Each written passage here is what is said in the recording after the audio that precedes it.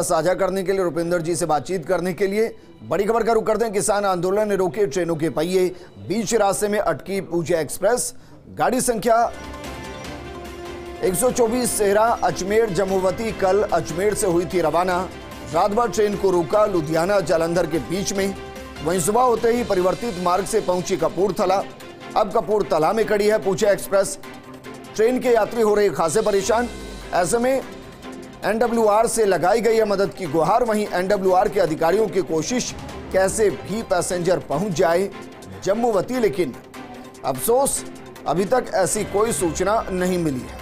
मेरे सहयोगी जियाउद्दीन जुड़ गए हैं। जियाउद्दीन, जरा बताइए किस मांग को लेकर ट्रेनों के पहियों को रोका गया है, कितने घंटे हो गए यहां रोके हुए और कितने घंटों से यात्री फंसे हुए हैं? देखिएगा कि पंजाब के अंदर किसानों का आंदोलन चल रहा है, जिनका साफ तौर के ऊपर कर्ज माफी और फसलों के दामों को लेकर और अलग अलग मांगों को लेकर लगातार आंदोलन जारी है। पिछले 2-3 महीने पहले भी इसी तरह का आंदोलन हुआ था और कई ट्रेनों को रद्द करना पड़ा था।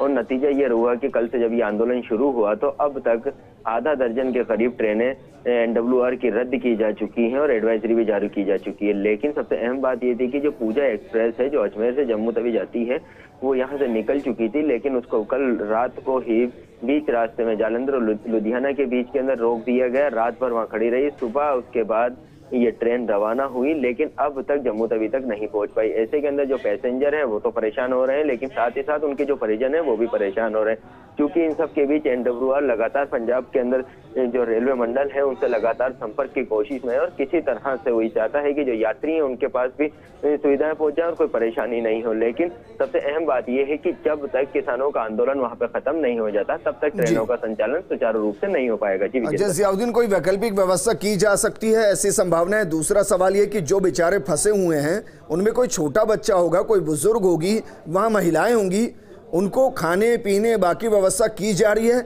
या इससे भी रेलवे दूर है?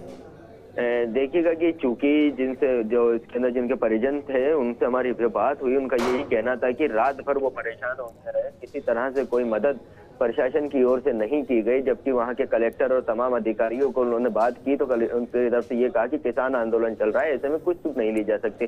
कुल मिला के खाना मुहैया कराने की जिम्मेदारी रेलवे की, लेकिन उसके साथ साथ उनके ध्यान रखने की जिम्मेदारी प्रशासन की भी है, जो स्थानीय प्रशासन है, लेकिन उसकी तरफ से भी कोई ध्यान नहीं दिया गया। फिलहाल ऐसे में वो लोग तो परेशान हो ही रहे हैं, लेकिन अगर वैकल्पिक मार्ग की बात की जाए तो ट्रेनों का अब मार्ग परिवर्तन किया जा रहा है। जालंधर से जो लुधियाना के बीच के अंदर जो ट्रेनें गुजरती हैं उनको परिवर्तित मार्ग से होकर अपने गंतव्य स्थान तक पहुंचाने की कोशिश की जा रही है। लेकिन सवाल ये उठता है, जब किसान आंदोलन चल रहा था तो ट्रेन को पहले ऐसे स्टेशन पर रोक देना चाहिए था जहां पे जो यात्री हैं वो किसी वैकल्पिक विकल्प को चुन सकते थे या फिर कोई ट्रेन बदल के या परिवर्तित मार्ग से जा सकते थे। लेकिन जब किसान आंदोलन चल रहा है तो ये ट्रेन वहां तक पहुंची कैसे, और पहुंची तो बीच के अंदर रोका क्यों गया? अगर रोक दिया गया तो इसको वहां तक पहुंचाना चाहिए था। अच्छा जियाउद्दीन, जहां भी ये ट्रेन अभी खड़ी हुई है वहां से सबसे नजदीक स्टेशन कौन सा है, और क्या ये मुमकिन नहीं है कि गाड़ी को पीछे की तरफ ले जाकर स्टेशन तक रोका जाए? कि चूंकि कई ट्रेनों का मार्ग परिवर्तन हुआ है, कई ट्रेनें, ऐसा नहीं कि खाली पूजा एक्सप्रेस ही वहां पे रोकी गई है, कई ऐसी ट्रेनें हैं जो अभी वहां पे लुधियाना और जालंधर के बीच के अंदर फंसी हुई है। फिलहाल जिस स्टेशन के ऊपर ट्रेन को भी ठहराया गया है वही स्टेशन सबसे नजदीकी स्टेशन बताया जा रहा था। ऐसे के अंदर उसके लिए भी यह था कि परिवर्तित मार्ग से, क्योंकि लुधियाना जालंधर तो पूरी तरह से जाम हुआ है, तो ऐसे में दूसरे ट्रेन से, दूसरी पटरी से वहां से उसको ट्रेन को निकाला गया और इसको अब ले जाया गया। फिलहाल जो अधिकारी से बात हुई उनका ये कहना था कि जल्द ही इसको जम्मू तवी तक पहुंचा दिया जाएगा। अच्छा, इसका समाधान किसके पास है? भगवंत मान की सरकार के पास या मोदी सरकार के पास? ये विरोध किसके खिलाफ है? देखिएगा कि सरकार के खिलाफ है, क्योंकि ये आंदोलन ऐसा नहीं कि कभी अचानक शुरू हुआ हो। पिछले साल भर से इस तरह का आंदोलन चल रहा है, तो केंद्र सरकार के साथ साथ राज्य सरकार का सबसे बड़ा है और जो किसानों की नाराजगी है वो राज्य सरकार से। ऐसे में इसका समाधान तो राज्य सरकार को ही करना चाहिए, क्योंकि वीरेंद्र बार बार इस तरह का आंदोलन होना, बार बार ट्रेनों को जाम करना किसानों की ओर से, और ट्रेनों का जाम होने का मतलब आप जान सकते हैं कि इंडिया के अंदर सबसे बड़ा ट्रांसपोर्टेशन या कह जाए कि यातायात का कोई साधन है तो वो ट्रेन है।